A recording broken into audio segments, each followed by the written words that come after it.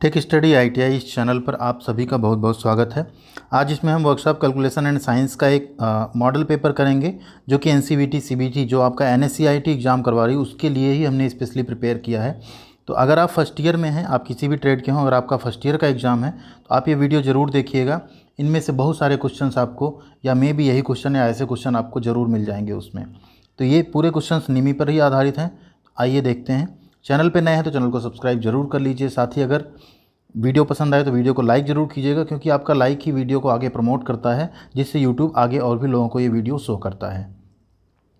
Question number 1 है, यहाँ पे देखिए, what is the formula for speed. गति का सूत्र क्या है। तो स्पीड का फार्मूला क्या होता है, स्पीड का जो फार्मूला होता है क्या होता है, स्पीड इज इक्वल टू होता है आपका डिस्टेंस अपॉन टाइम। ठीक है, तो यहाँ पे कौन सा हो जाएगा, डिस्टेंस कवर्ड अपॉन टाइम, यानी तय की गई दूरी और समय का जो होता है वो होता है आपका स्पीड। क्वेश्चन नंबर 2 है यहाँ पे, how many watts for 1 horse power in metric system. Metric system में 1 हॉर्स पावर में कितने वाट्स होते हैं। तो 1 हॉर्स पावर यानी 1 एचपी में या 1 अश्वशक्ति में कितने वाट होते हैं मीट्रिक सिस्टम में, तो वो होते हैं 735.5 वाट। ऑप्शन बी आपका यहाँ पे 735.5 वाट आपका राइट आंसर होगा। क्वेश्चन नंबर 3 है, देखिए, what is the work done if a force 250 newtons acted upon a body and the body has been moved through a distance of 15 metre. तो यहाँ पे आपको क्या दिया हुआ, देखिए एफ दिया हुआ है कितना, 250 न्यूटन, एंड जो डिस्प्लेसमेंट है वो कितना दिया हुआ है आपका, वो दिया है 15 मीटर। तो आपको क्या निकालना है, कार्य यानी वर्क डन। तो work done W is equal to क्या होता है, जो आपका फोर्स होता है वो इंटू डिस्प्लेसमेंट, बल गुणे विस्थापन हम बोलते हैं ना। तो यहाँ आप 250 को 15 से मल्टीप्लाई कर दीजिए, कितना आएगा, 250 को अगर आप 15 से मल्टीप्लाई करेंगे कितना आ जाएगा, 0, 15 का आप 0 में ले जाएंगे 0, 15 पचे 75, 7 15 दूना 30, 7 37, यानी कितना हो गया 3750 जूल। राइट आंसर आपका हो जाएगा option D 3750 joule. Question number 4 है, what is the value for specific heat of water. पानी की विशिष्ट ऊष्मा का मान क्या है। तो जो पानी की विशिष्ट ऊष्मा होती है वो कितनी होती है, 4, 3, 2 या 1। तो पानी की विशिष्ट ऊष्मा यानी स्पेसिफिक हीट हमेशा कितनी होती है, 1 होती है। यहाँ पे आपका डी आंसर सही होगा।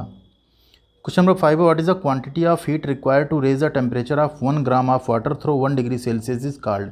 यानी 1 ग्राम पानी हो, उसका टेम्परेचर 1 डिग्री सेल्सियस बढ़ाने के लिए जो आवश्यक ऊष्मा की मात्रा होगी उसे क्या कहेंगे, joule, calorie, British thermal unit यानी BTU, या सेंटीग्रेड हीट यूनिट यानी CHU। तो इसको हम बोलते हैं 1 कैलोरी। ये कैलोरी की परिभाषा होती है कि 1 कैलोरी ऊष्मा की मात्रा इतने ऊष्मा के बराबर होती है जो कि 1 ग्राम पानी का तापमान 1 डिग्री सेल्सियस बढ़ाने के लिए आवश्यक हो।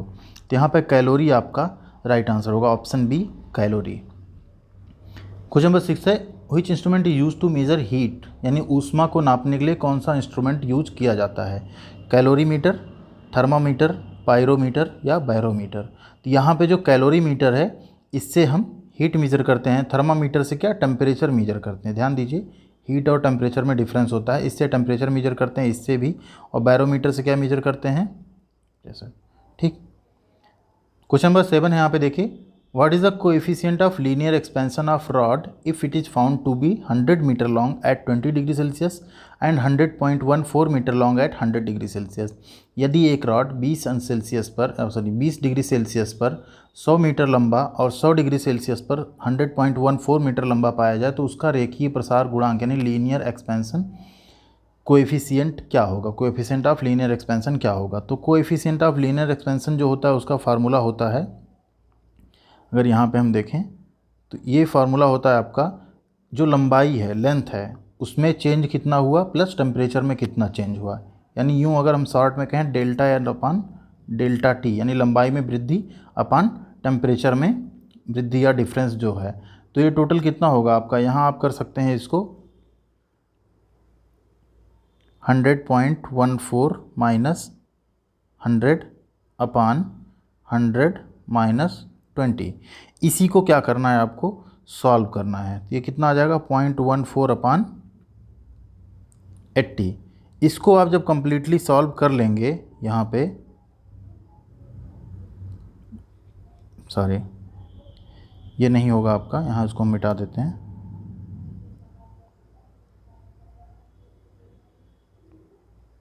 ठीक, इसको जब आप सॉल्व कर लेंगे 0.14 को 80 से आप डिवाइड कर देंगे तो ये आपका आएगा 0.000175 ऐसा ये समथिंग आएगा। इसको सॉल्व करने के बाद जब आप इसको भी मीटर में आएगा ये, क्योंकि यहाँ पे आप देखिए मीटर और आपको डिग्री सेल्सियस मिला था, इसको आप जब mm में एंड उसमें कन्वर्ट करेंगे तो आपका जो राइट आंसर आएगा वो आएगा 1.75 इंटू 10⁻⁵।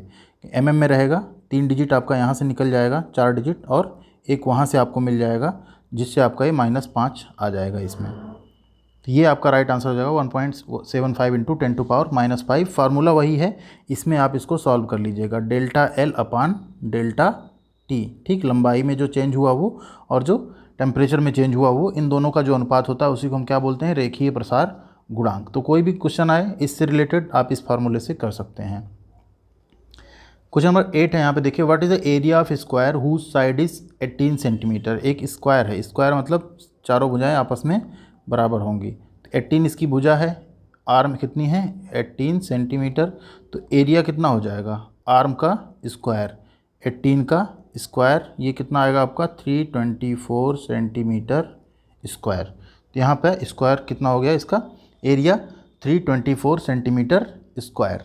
क्लियर है यहाँ तक। अब क्वेश्चन नंबर 9 देखिए, what is the LCM of 12, 18, 6 and 36। तो इसको आप आसानी से निकाल सकते हैं, 12, 18, 6 एंड 36। ठीक, अब आप स्मॉलेस्ट नंबर से भी डिवाइड कर सकते हैं, यहाँ पे हम थोड़ा सा शॉर्ट में चलते हैं क्योंकि आप कोई सीख नहीं रहे हैं यहाँ पे। तो इसको अगर आप करेंगे, ये हुआ, देन यहाँ 2, ठीक, सॉरी ये 3 हो जाएगा, देन फिर 3। ठीक, कितना हो गया, 6 2 जा 12 एंड 3 जा 36। तो इनका एलसीएम कितना आ जाएगा आपका 36। आप स्मॉलेस्ट से शुरू कर सकते हैं, पहले 2 से, देन 3 से, देन 6 से भी। तो ये कितना हो गया 36। यहाँ पे इसका एलसीएम कितना हो जाएगा 36 हो जाएगा। आप निकाल सकते हैं आसानी से, काफ़ी आसान क्वेश्चन है। क्वेश्चन नंबर 10 है, देखिए, which is equal to sine theta. Sine theta किसके बराबर है, तो हम सभी लोग एक ये फार्मूला जानते हैं, LAL/KA।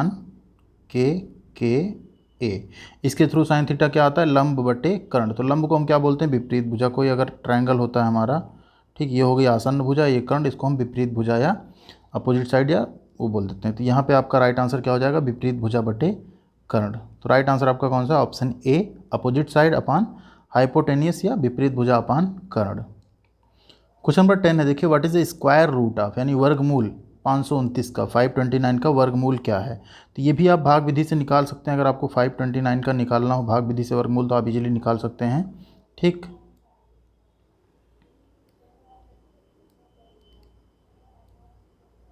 ठीक, यहाँ ये 23, इससे आप मल्टीप्लाई करेंगे तो कितना हो जाएगा 129। ठीक है, तो आपका कितना आ गया वर्गमूल 23 आ गया। तो इस तरह से आप इसको भी निकाल सकते हैं। राइट आंसर आपका हो जाएगा ऑप्शन बी 23। क्वेश्चन नंबर 12 है, which one is non metal. इनमें से अधातु कौन सा है, नॉन मेटल कौन सा है, मरकरी, ग्रेफाइट, ब्रास या आयरन। आयरन, ब्रास और मरकरी आपका क्या है, धातुएं हैं। ग्रेफाइट आपका क्या है, अधातु है।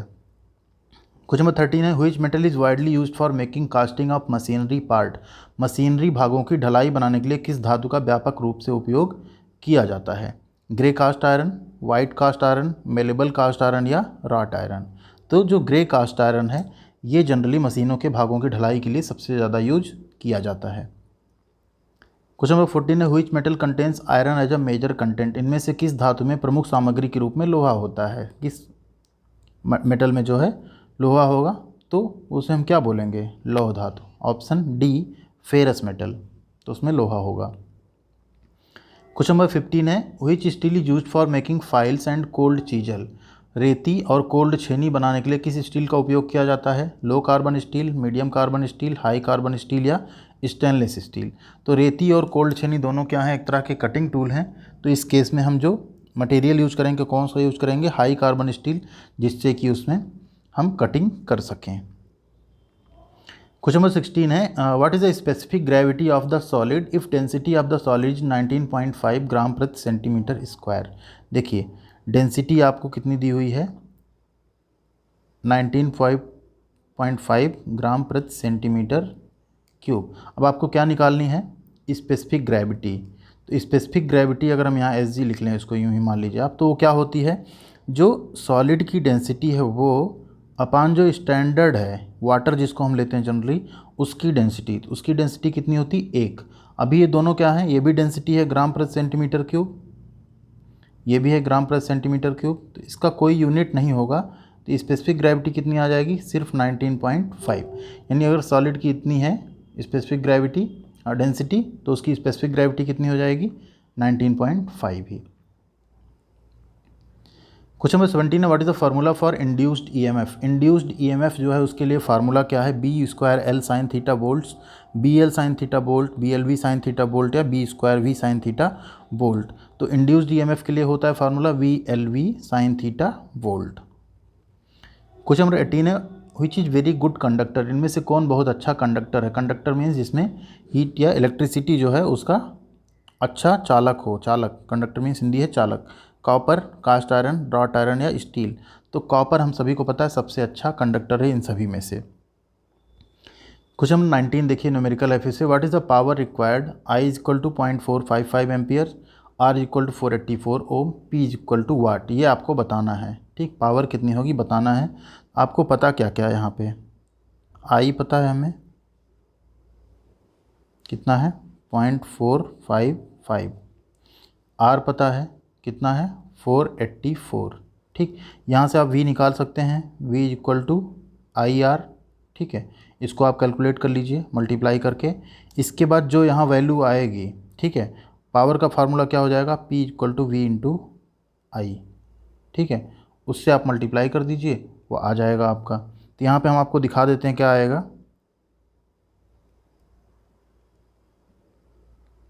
हाँ, तो जैसे ही आप इसका मल्टीप्लाई करेंगे V निकालने के लिए, V equal to I R, ये आपका हो जाएगा 484 इंटू 0.455, तो ये आता है आपका 220.2 के अप्रॉक्स आएगा, ठीक है। इसी का आप क्या करेंगे, P equal to V into I, 220.2 को आप जब मल्टीप्लाई करेंगे 0.455 से, तो आपको मिलेगा अप्रॉक्स 100.2, ठीक है। ये आपका आ जाएगा वाट में शक्ति। तो यहाँ पे आपका राइट आंसर हो जाएगा ऑप्शन सी 100.2 वाट। फार्मूला आप ध्यान रखिए, उसी फार्मूले से आपको निकालना है। इसमें दो फार्मूले लगेंगे, एक आपको ओम का नियम पता है, V equal to I R and then P equal to V into I. इस दो फार्मूले से ही आप यहाँ से वोल्ट निकालिए, वोल्टेज निकालिए और यहाँ से पावर निकल आएगी आपकी। क्वेश्चन नंबर 19 है देखिए, 20 है, what is the ratio of mechanical advantage यांत्रिक लाभ to the velocity ratio of a simple machine. एक साधारण मशीन के वेगानुपात और यांत्रिक लाभ का अनुपात क्या है। तो इस अनुपात को ही हम क्या बोलते हैं, उसकी दक्षता, जिसको हम इफ़िशियंसी भी कहते हैं। हिंदी होती है इसकी मशीन की दक्षता, जिसको हम नीटा में दर्शाते हैं, परसेंटेज में जनरली इसको शो करते हैं, ठीक। तो ये क्या है, इफ़िशियंसी, यांत्रिक लाभ और वेग अनुपात के रेशियो को हम क्या कह देते हैं, इफ़िशियंसी। तो ये 20 क्वेश्चन थे आपके फर्स्ट ईयर के लिए, बहुत ही इंपॉर्टेंट क्वेश्चन थे। वीडियो आपको पसंद आई तो लाइक और शेयर जरूर कीजिए। चैनल पर नए हैं तो सब्सक्राइब कीजिए और पुराने हैं तो ज़्यादा से ज़्यादा शेयर कीजिए, जिससे कि चैनल और ग्रो हो। और आप लोगों के लिए हम हेल्पफुल वीडियो डेली बेसिस पे, पढ़ाई की वीडियो, अपडेट सब कुछ लेके इस चैनल पे आते रहते हैं। तो चैनल पे बने रहिए, अपना प्यार ऐसे ही बनाए रखिए। सभी को बेस्ट ऑफ लक एग्ज़ाम के लिए। Thank you.